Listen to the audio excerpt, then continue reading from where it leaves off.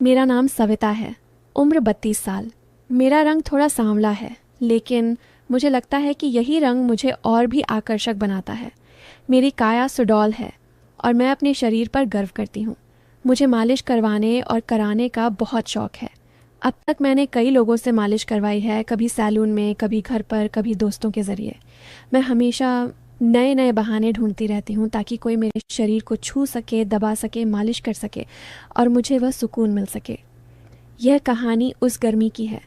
गर्मी की छुट्टियाँ शुरू हो चुकी थीं और मैंने ठान लिया कि मैं तैराकी सीखूंगी। मेरे घर से ज़्यादा दूर नहीं एक बड़ा स्टेडियम है।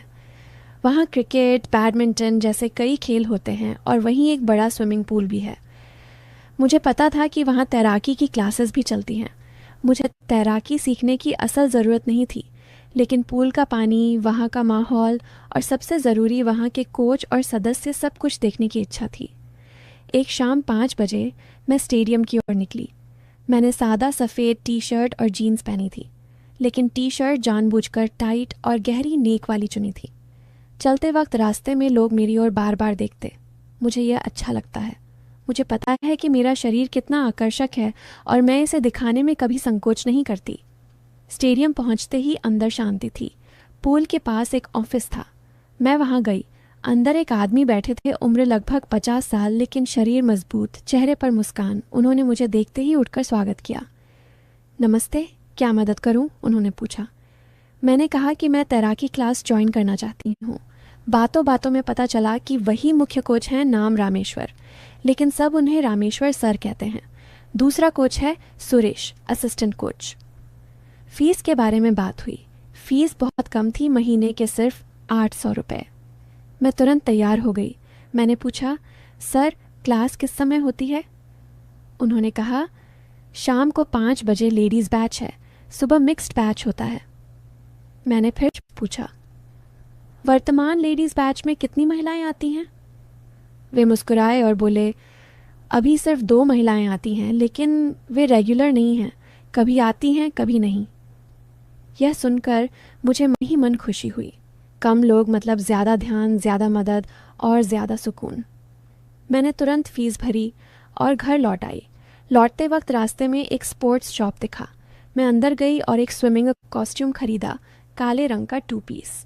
ऊपरी हिस्सा पतला सा, निचला हिस्सा हाई कट। घर आकर मैंने उसे पहन कर देखा। Perfect fitting.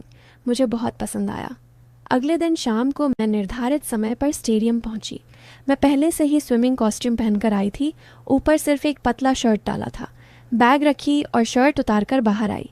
अंदर सिर्फ 2 लोग बैठे थे, रामेश्वर सर और सुरेश। दोनों की उम्र 50 के आसपास। मैंने उन्हें नमस्ते कहा। मैंने पूछा, सर आज कोई नहीं आया? रामेश्वर सर मुस्कुराए और बोले, नहीं सविता, वे 2 महिलाएं तो रेगुलर आती ही नहीं, आज सिर्फ तुम हो, चलो चेंज करके आओ।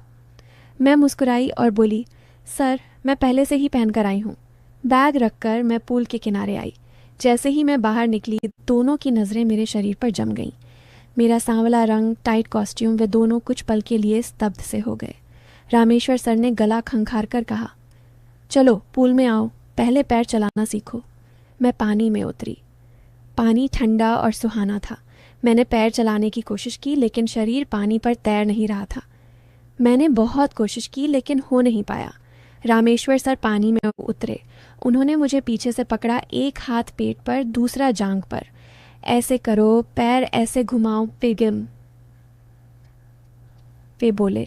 उनका हाथ मेरे पेट पर से धीरे धीरे ऊपर सरका। मैंने कुछ नहीं कहा, बल्कि थोड़ा और झुक गई ताकि उनका हाथ अच्छे से लगे। सुरेश बाहर से देख रहा था। उसकी आंखों में एक अलग चमक थी। कई दिन ऐसे ही चलता रहा। रोज़ मैं आती और वे 2 महिलाएं कभी नहीं आती। मतलब हर बार सिर्फ मैं अकेली। रामेश्वर सर और सुरेश दोनों मिलकर मुझे सिखाते, लेकिन सिखाने से ज़्यादा उनके हाथ मेरे शरीर पर घूमते। कभी पेट पर, कभी जांघ पर, कभी छाती के पास हल्का स्पर्श।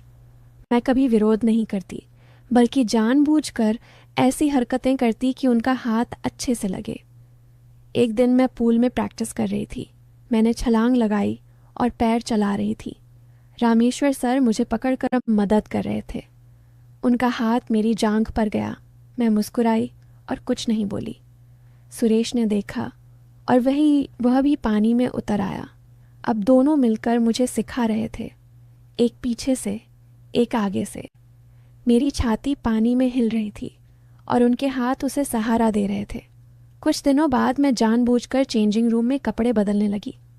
पहले मैं बाहर ही बदलती थी, लेकिन अब रूम में जाती, दरवाज़ा थोड़ा खुला छोड़ती, धीरे धीरे कॉस्ट्यूम उतारती, छाती को बाहर निकालती, हाथ से सहलाती। मुझे पता था कि वे दोनों बाहर से देख रहे हैं।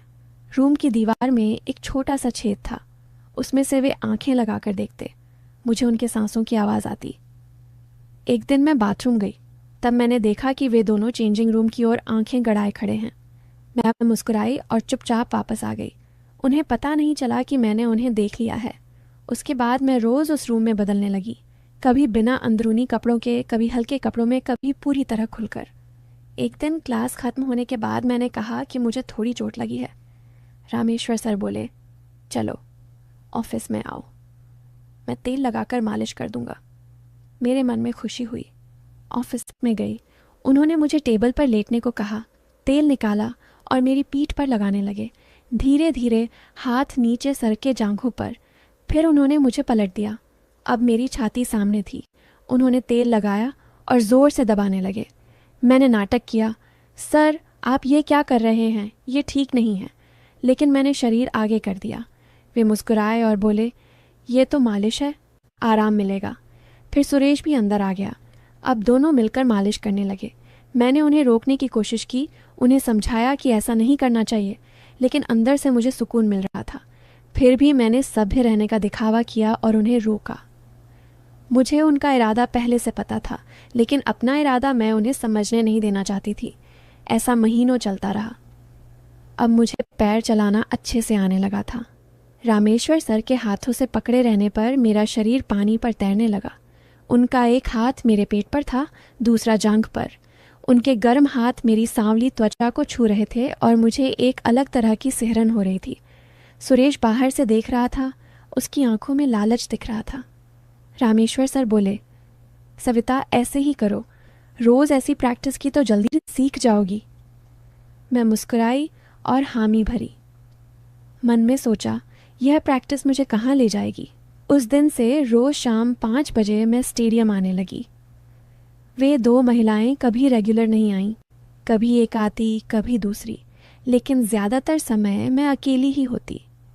रामेश्वर सर और सुरेश दोनों मिलकर मुझे सिखाते, लेकिन सिखाने से ज़्यादा उनके हाथ मेरे शरीर पर घूमते। कभी पैर चलाते वक्त जांघ से ऊपर हाथ सरक जाता, कभी पेट से छाती के नीचे रुक जाता। मैं कभी विरोध नहीं करती, बल्कि जानबूझकर ऐसी हरकतें करती कि उनका हाथ अच्छे से लगे। मेरी छाती स्विमिंग कॉस्ट्यूम में हिलती और वे दोनों टकटकी बांध कर देखते। कई दिन ऐसे ही बीते। मैं रोज़ नया नया स्विमिंग